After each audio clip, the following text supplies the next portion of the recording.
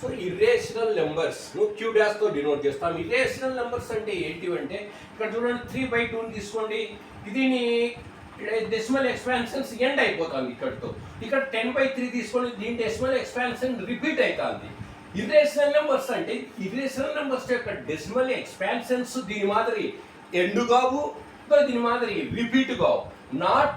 Non terminating and non repeating, non recurring. End కావు, అట్లానే repeat కావు.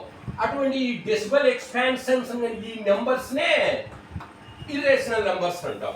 వాటి డెసిమల్ ఎక్స్పాన్షన్స్ p/q ఫామ్లో రాయలేము, వాటిని ఇర్రేషనల్ నెంబర్స్ అంటాం. రియల్ నెంబర్స్ అంటే వాస్తవ సంఖ్యలు, వాస్తవం ఇవి.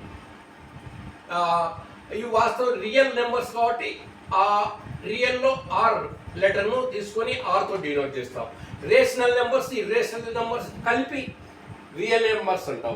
రియల్ నెంబర్స్లో పాజిటివ్ నెంబర్స్ ఉంటాయి, నెగిటివ్ నెంబర్స్ ఉంటాయి, జీరో ఉంటుంది. రేషనల్ నెంబర్స్ అన్నీ కలిపి రియల్ నెంబర్స్. రియల్ నెంబర్స్ కాకుండా ఏమైనా నెంబర్స్ ఉన్నాయంటే x² + 1 అనే 0 అనే ఈక్వేషన్ను తీసుకుంటే ఈ ఈక్వేషన్ను సాటిస్ఫై చేసే ఏ నెంబర్ కూడా రియల్ నెంబర్స్లో లేదు.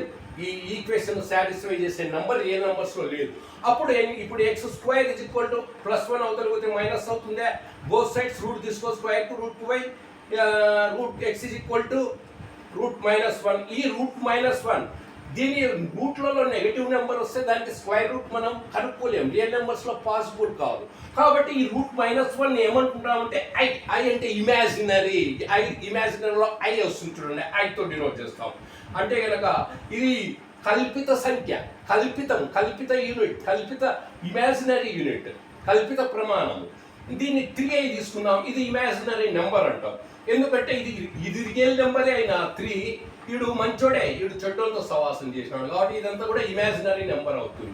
కాంప్లెక్స్ నెంబర్స్ అంటే real number plus imaginary number కలిపి కాంప్లెక్స్ నెంబర్స్ అంటాం. ఇక్కడ జెడ్ చేత చూపిస్తాం complex నెంబర్స్ను.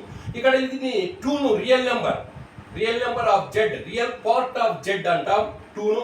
3ని imaginary part of Z అంటాం. ఎందుకంటే వీడు 3 రియల్ నెంబర్ అయినా వీడు చెడ్డోళ్ళతో సవాసం చేసినాడు కాబట్టి ఇమాజినరీ పార్ట్ అవుతుంది 3.